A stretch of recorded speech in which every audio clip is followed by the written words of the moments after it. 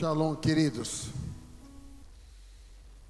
Eu quero mencionar uma história de alegria, uma história de perspectiva e uma história de dor para o aprendizado. Um homem que Deus disse: eu vou lhe dar a força. Eu vou lhe dar a força diferenciada que todos os outros homens vão ter. Você vai ter, me desculpe aqui, na física quântica, você vai ter a lei da atração, que até a natureza vai se subjugar a você. Você vai dar ordens e a natureza vai se subjugar a você. Tamanho será o poder que vai estar sobre a sua vida. Você vai influenciar seu povo de forma física, emocional, ética, jurídica e espiritual. Esse vai ser o seu legado.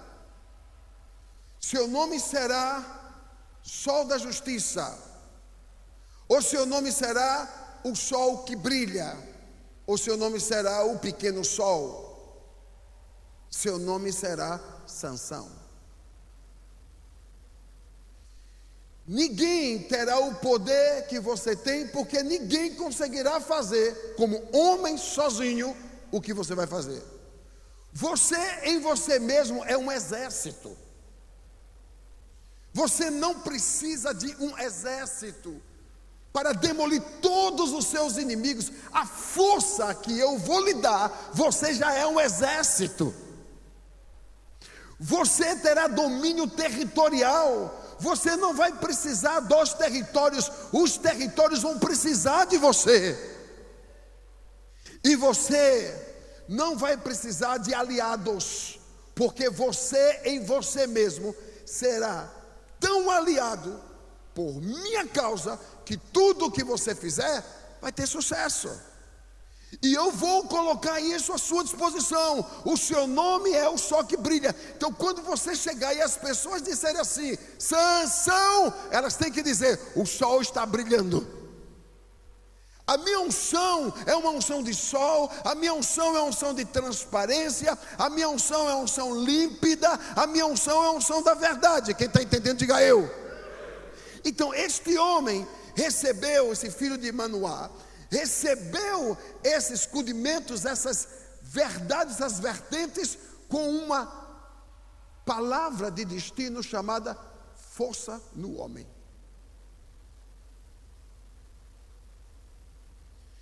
Quando Sansão nasceu, ele tinha históricos de que vários poderosos nasceram antes dele. E ele nasceu num divisor de águas para ser juiz, para julgar um povo. Então, para julgar este povo, ele não poderia vir como um juiz comum. Ele teria que vir como um magistrado poderosíssimo e que não fosse da força de um conhecimento humano. Tinha que ser uma força e um poder sobrenatural na sua vida, para vencer os homens maus, a sociedade corrupta, para vencer as mentiras territoriais e tudo quanto os filisteus tramavam contra Deus, seu povo e suas conquistas. Ele nasceu em um momento onde todo mundo brincava, gozava, zombava. Era uma minoria zombando da maioria. Então, Sansão nasce no meio dessa frigideira assando. E ele diz: e agora? E aí, há um preparo para Manoá, há um preparo para a esposa, há um preparo para a geografia e a ordens. Olha, inclusive, quando você engravidar dele, tem esses princípios que não podem ser quebrados, porque ele será gerado de forma diferente. Ele vai ser um nazireu. E por ele ser um nazireu, ele precisa cumprir alguns currículos de nazireu, porque ele vai representar um povo. Ele será um líder, ele será um sacerdote, ele será um rei, ele será uma influência. E aí começa a história. Ele cresce, como todo menino consagrado, na instrução. Ele tem os princípios guardados no coração, mas ele descobriu que ele tinha a força. O bicho era bruto.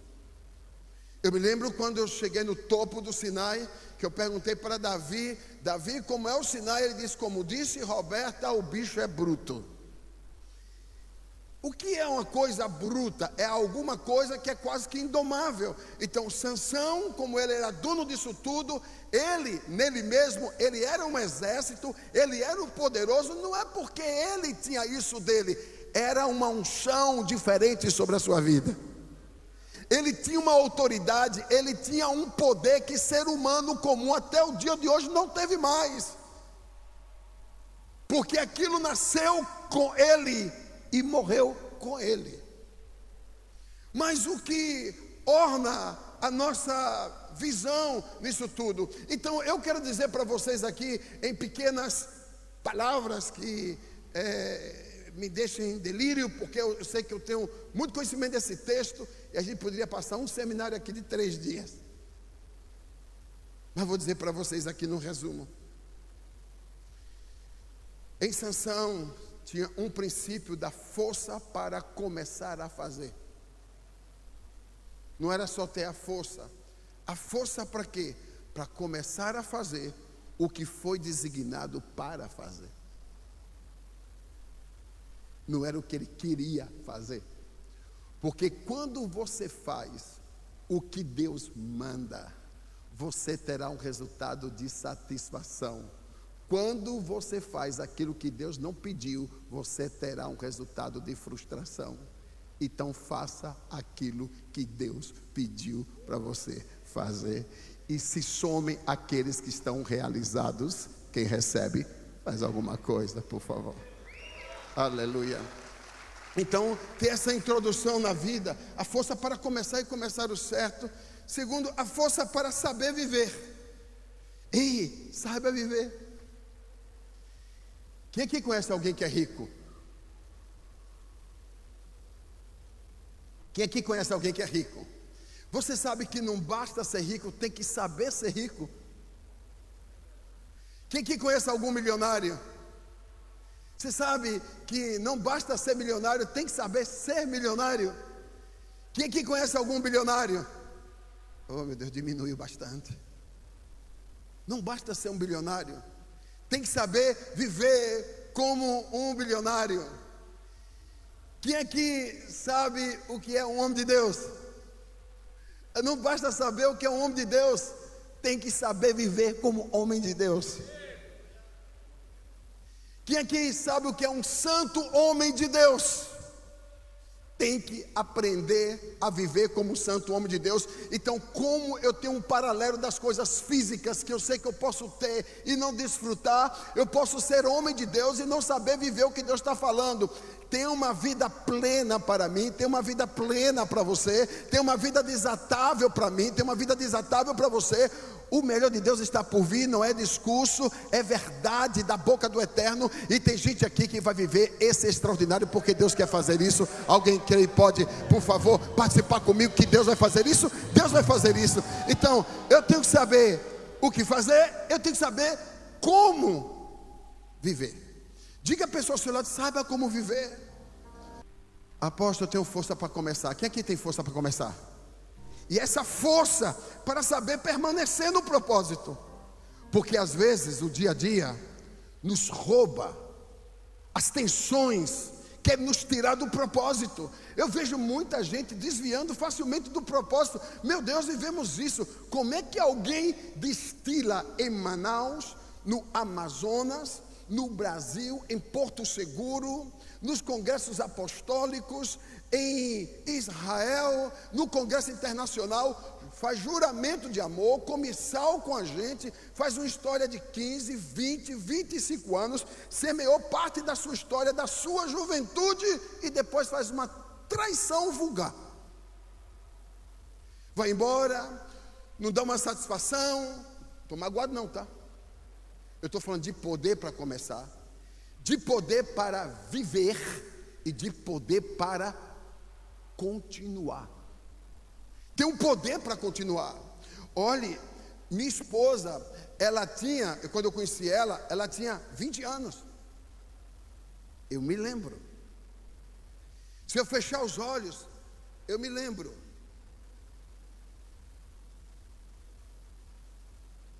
Nós temos 33 anos de casados. Nunca conversamos sobre um divórcio. Nunca na nossa casa eu olhei, vou lhe largar, porque... Eu disse, se eu soltar uma semente dessa, mesmo na minha ira, eu não tenho como recuperar quando eu estiver saudável. Então a gente tem que aprender a guardar a nossa boquinha, deixar a nossa boca e os nossos olhos emprestados a um avivamento, para que o futuro de Deus visite o nosso presente e mude radicalmente o nosso destino. Acho que alguém entendeu e pegou, graças a Deus. É isso que nós precisamos. Então eu preciso dessa força para começar. Eu preciso dessa força para viver. Mas eu preciso dessa força para continuar. Porque se eu não tiver esta força, eu não continuo. Eu não posso andar na força dos comuns. Eu preciso dessa força para saber permanecer. Você sabe que tem gente que sabe viver, mas tem gente que não sabe viver. Vamos falar daquilo que é o brilho, a transparência, a unção, a vida, porque você sabe que a noite, ela não libera a vida, só se libera a vida no dia. O sol é vida, para todos os sentidos. Então eu quero dizer que hoje, essa força de Deus vai te ministrar vida. Você vai sair daqui hoje com a disposição dizendo, meu Deus, o Senhor mudou literalmente a minha sorte em todos os sentidos. Não, eu acho que tem alguém aqui que está captando essa palavra e recebendo essa palavra. Se isso é verdade para você, daí um grito de libertação. Diga a 3 pessoas, o sol da justiça está sobre a sua vida. Você crê nisso? Pode dizer amém? Você pode dizer amém? Diga, eu sou completamente forte. Dá um aplauso ao Senhor.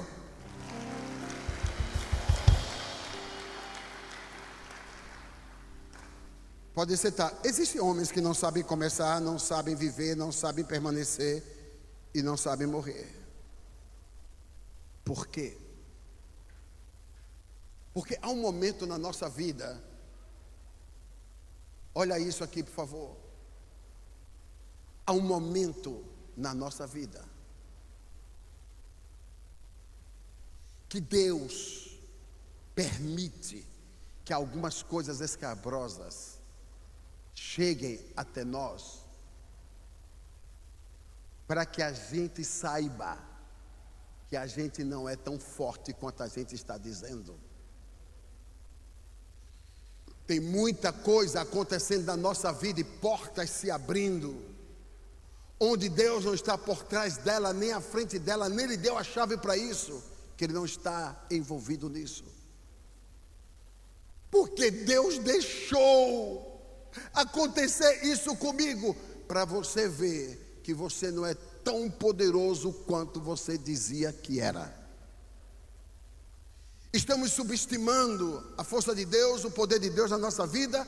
O poder de Deus, assim como vem o poder de Deus, vai. Você já ouviu muitos homens de Deus falando, pregando, ministrando. Você já viu muitos sacerdotes da igreja, você já viu muitos homens santos, onde eles não preservaram a cultura do reino, onde eles não buscaram a verdade de Deus. De repente estão fracassados, estão se entregando, estão murmurando, estão falando mal do líder que libertou, estão falando mal da igreja que doutrinou, estão falando mal das situações que foram benefícios para suas vidas, porque há uma mágoa contrariada por eles mesmos, pelos descaminhos que eles fizeram. Então um dia Deus deixou Dalila entrar na vida de Sansão. Você não é forte? Dalila era tudo que Sansão não podia fazer. Mulher estranha do arraial dos inimigos.